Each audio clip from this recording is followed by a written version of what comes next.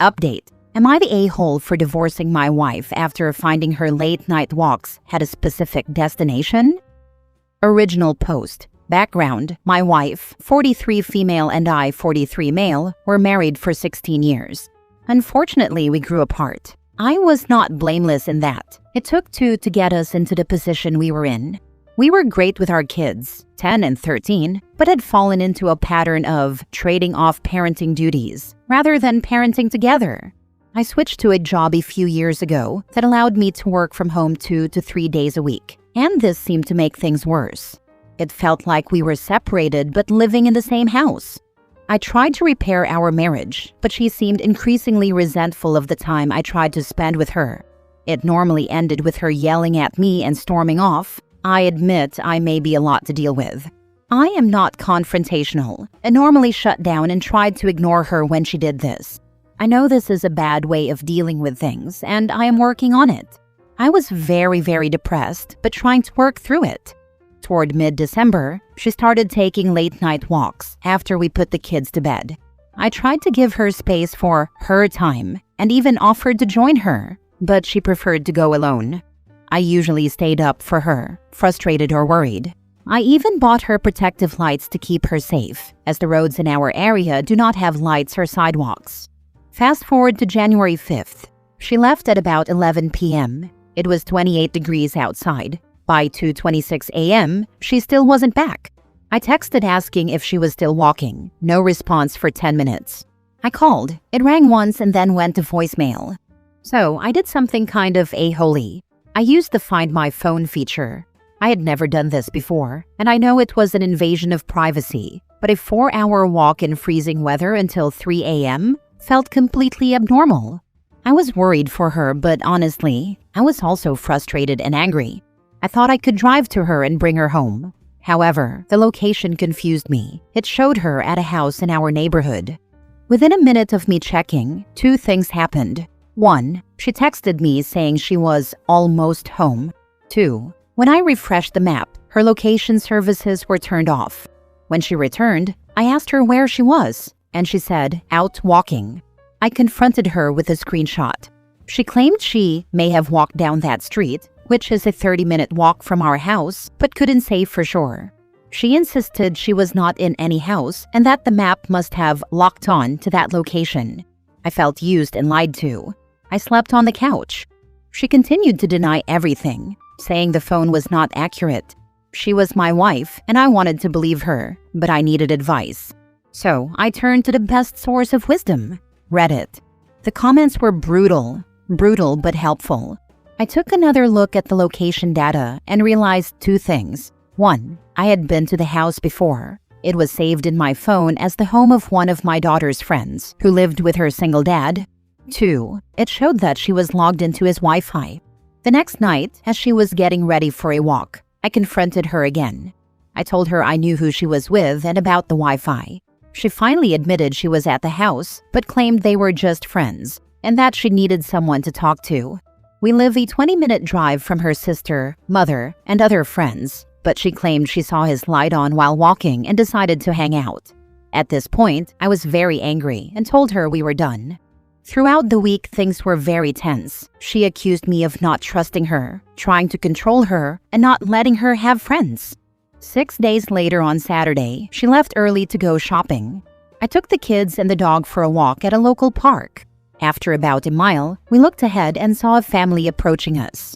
It was my wife, walking with this guy and his kid, holding the guy's hand. She wasn't wearing her glasses, so we got fairly close before she noticed. When she spotted us, she actually ducked behind him and turned around to walk in the other direction. I did the same so we wouldn't make a scene. My kids asked why we were walking away from mommy, and I just told them we would ask her later. She came home hours later, furious at me for being at that park. Her car was not in the parking lot, so how was I supposed to know? She yelled at me and then lied to the kids, telling them she had just bumped into him and didn't see us. I was done. I decided I could not trust anything she said and told her I was applying for a divorce. I know I could have tried to work through it, but honestly, why? I was always the repairer of our relationship, and I just could not let this go. She called me every name she could think of. She said I was controlling. I don't think I am. Accused me of cheating when I worked long hours. I didn't. And accused me of watching spicy videos. I plead the fifth. I did slow walk the divorce for months, hoping she would propose counseling or try to make amends, but she did nothing. I am not the good guy in this. I did invade her privacy by tracking her phone. I did choose to file for divorce rather than continue trying to make things work. I could have worked harder and insisted on counseling before we split. We do have kids, and I have heard of people putting up with each other until the kids leave the house, but that would have been another 8 years. So, am I the a-hole for divorcing my wife after finding that her late-night walks had a specific destination? Now for the top comments before reading the update. Not the a-hole. She cheated on you and lied to you about it. Then she tried to blame you and obviously made you feel like the bad guy.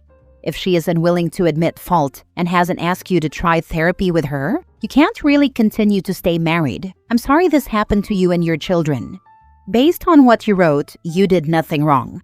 If my husband was unreachable after midnight and I had the option to search his location, I absolutely would, because I would be worried about his safety. She could have been injured. If she wasn't doing something wrong, she would have been apologizing for making you worry. Don't let her turn her own guilt back on you. Ah, the battle cry of the caught cheater. How dare you invade my privacy? How dare she take her boyfriend to the park where your kids were playing? Easiest not the a-hole. Not the a-hole. She's trying to deflect blame onto you. Also, I personally don't think you invaded her privacy. She was out walking in freezing temperatures for over 2 hours. It's reasonable that you'd be worried, even if you admit you were also angry and frustrated. It's reasonable to check where she was to see if she was safe or needed help. Exactly. It's reasonable, well, understandable anyway, to jump to, what if she's twisted her ankle and or is lying face down in a ditch somewhere when you're panicking? I would assume that my partner needed my help if he was gone walking for 2+ hours in freezing weather too. Yes, OP didn't behave perfectly in this relationship, but at least he didn't cheat. She could have tried harder to repair the relationship with her husband too. OP not the a-hole in my opinion. Good luck with the rest of your life. I hope you meet someone who doesn't cheat on you in the future. Now for the update. Thank you to everyone for all of the comments. I am amazed at the number of responses. I try to read through all of the comments and really appreciate your words. I wanted to start by addressing some of them and then provide an update. Why did you put up with this for a year? The original post is from a year ago. How did the same thing happen twice? No, this did not happen twice to me. Once was enough. This happened in January 2025. I asked for a divorce about a week afterward. I'm just getting around to posting this now, December 2025, after discovering this sub. Why didn't you confront the guy? Okay, if you mean physically confront him, no. Honestly, I do not blame him. He did not tempt her or trick her, and had no promise to me apart from common decency. If my ex could convince me that this was made up, then I have no idea what she told him. This is obvious. What kind of a fool are you? You should have seen this. Yes, I agree that in hindsight it is obvious. But when you are in a relationship for 16 years, you really trust the other person, or at least think you do. I really had no proof that she was cheating apart from these events. The change in the relationship was gradual, but in the end, I found myself friendless and isolated, with really only one source of truth, who was telling me that I was crazy. I still loved her, and she was still telling me that she loved me. To me, that meant something. Finally, I have heard that people repair relationships with counseling even after cheating, or stay together because of the kids. But there were signs. Oh, there were signs. One of my biggest fights with my ex was before Christmas.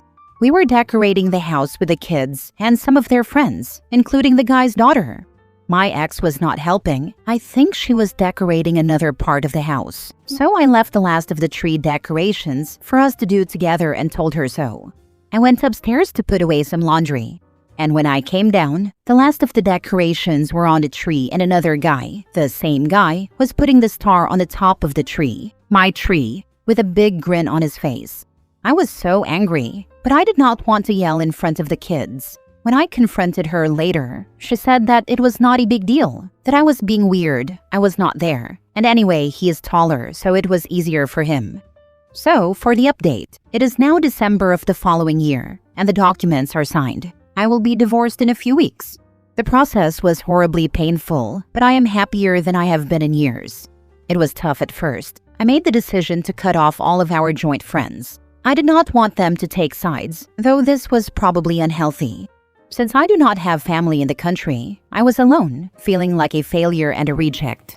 I was spiraling fast. Fortunately, I did get help in time and found a wonderful therapist who helped me and does not take any BS.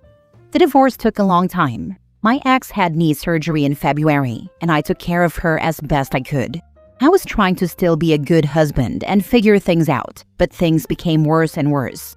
I did still love her, but my ex made no attempt at reconciliation for months. Finally, my therapist told me, "She does not want you anymore. Leave her alone." And it finally sank in that we were done. My therapist encouraged me to start taking notes every time I spoke to my ex and showed me how to set boundaries by communicating only via text or email. This drove my ex crazy, but ended all of the confusion about what was said in the past. My ex still refuses to use a shared parenting schedule, which has caused no end of trouble, but we have a system documented in our divorce documents. I tried to make the divorce as simple as possible with my ex, but it did not work. We went through 2 mediation services. Both times she walked away until I finally lawyered up. She tried to give me visitation rights instead of joint custody of our kids. She refused to pay any bills while living in the house, except for some groceries. She tried to trick me into giving her the house and paying off the remaining mortgage. She agreed to take half of our pets, but ended up abandoning them in the house. I kept them. She refused to pay any of our shared debt. She finally moved out and, among other things, took every stitch of clothing for the kids, leaving me with nothing. My worst experience was with the sale of the house. It was truly the closing from hell. I attended the closing while my ex was vacationing with her family. We had discussed the proceeds being split 50-50, but when I saw the documents she had sent to the closing agent, I was shocked to see that she had requested that 100% of the funds be sent to her account. I called her, and she was furious that I disturbed her on the beach and told me to just sign it. What followed was 3 hours of me calling her, the escrow agent calling her, and our realtor calling her, while we tried to keep the buyers in the room. All she had to do was send an email from her phone with the updated instructions. I had to choose between trying to claw the money back later or walking away from the sale. Finally, my lawyer spoke to her lawyers with the intent of suing her for any future closing costs and any decrease in the sale price of the home. She relented, and we were able to sell the house. As I said, it is now December and the divorce is almost final. I am happy and comfortable with my menagerie of pets, who are a lot to manage but whom I love dearly, especially my wonderful opinionated husky. I have a great relationship with my kids. With the advice of his therapist, I told my 14-year-old son what happened. We had some difficult conversations, but it brought us closer. I decided not to try to reconnect with my old friends. One tried to yell at me in front of my own kids, and others helped my ex move. I have no idea what my ex has been telling them, but only one reached out to ask how I was doing. Bizarrely enough, I will miss my mother-in-law, who was a dear lady and a gem.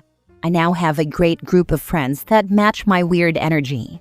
It might surprise people, but after over 9 months of denial and telling me I am crazy, my ex and this guy are officially together. I wish him the best of luck. As for me, I wanted to wait until the papers were signed before I ask anyone out. And I have a date this weekend with someone very nice. My first date in 16 years. It's been a hell of a year, but I think I'm finally ready for my second act. Last story. Am I the a-hole for threatening to divorce my wife if she doesn't change our infant daughter's name to one we agreed on? I'm a 31-year-old man. I mostly use Reddit to ask about hardware questions, so this is a throwaway account. Also, I'm Hispanic, so excuse any mistakes. My wife, 32 female, and I met at an anime convention in university and started dating a few years later. It's always been part of our story and relationship, both being nerds and everything. We have been married for 6 years now. We have been trying for a baby since we bought a house. We made 2 lists of names while trying, since we had a bit of a hard time. She very badly wanted to name our child something that would reference a fandom we like, and I agreed it would be very cute, but I told her it would be better if the reference was subtle. I told her I did not want our child to have a name that was too obviously tied to a fandom or character. She said she understood. She got pregnant, and we each chose a top contender from our lists. However, when we found out the baby was a girl, she became fixated on naming our daughter Vriska, from Homestuck.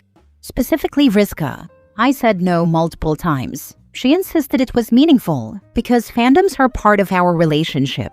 She wouldn't even hear me out on any other names from Homestuck during that month. Eventually, we had a very heartfelt conversation about it, and ended up agreeing that she could choose the name, but from our previously written list, which already contained plenty of subtle references. Early in her 3rd trimester, her mother offered to organize a baby shower for us. Our daughter will be the first girl of this generation in her family, so she was very excited. Everything was going great, until we opened the gifts from her direct family. Her mom gifted her a set of onesies with the name Vriska printed across the front. Her brother gifted us a sort of wooden plaque with Vriska burned into it for the nursery. I was very upset, but I did not say anything. I confronted her once we got home, saying we had agreed not to do this. She immediately exploded, yelling, crying, accusing me of being ashamed of our hobbies. I ended up having to try to calm her down while still trying to maintain my point. After about 20 minutes of this, I firmly said we were not naming our daughter that. She grabbed my right arm and dug her nails into it while screaming. It was extremely weird. She's always been a bit impulsive, but she's never done anything like this. She grabbed the onesies and called her family from the front patio. She was on the phone the whole time her mom drove over and would scream if I tried to come out. She stayed with her mom and would not pick up my calls or open the door when I visited. She ended up being induced at the hospital at 33 weeks. After the birth, she tried to come back home. I said I could never forgive her for making me miss the birth of my first daughter, that we would need couples and individual therapy, and I asked her if she really did name our baby that. She said yes. I told her to leave. I said all mistakes were reparable, but if she did not agree to change our daughter's name to something we had actually discussed, I would file for divorce and fight her for custody. Her family and most of my family think I'm being unreasonable, and that I can just call the baby by her middle name. My sister said I should never put conditions on starting therapy. What do I do? How can I fix this? Am I being unreasonable for expecting my wife not to undermine me in such a dramatic way? Should I agree to let her move in and go to counseling before bringing the name up again? Wow, your wife is treating your child like a freaking toy. This is doomed. She made him miss the birth of his first child. As a woman, this is unforgivable. Forget the dumbass name. Nothing she does can make up for that. Not the a-hole. At this point, you'd be divorcing her over way more than just a name. She's shown that she will physically attack you, abandon you, and keep you from your daughter in order to get her way. I think you should move forward with the divorce because your wife is highly unstable, and it sounds like her family all enable it. This most likely won't get better, and you should leave before she ends up pregnant again. This is the most important comment here. She's a liar, an emotional manipulator, and she's crossed the line into physical abuse. Divorce is the only way.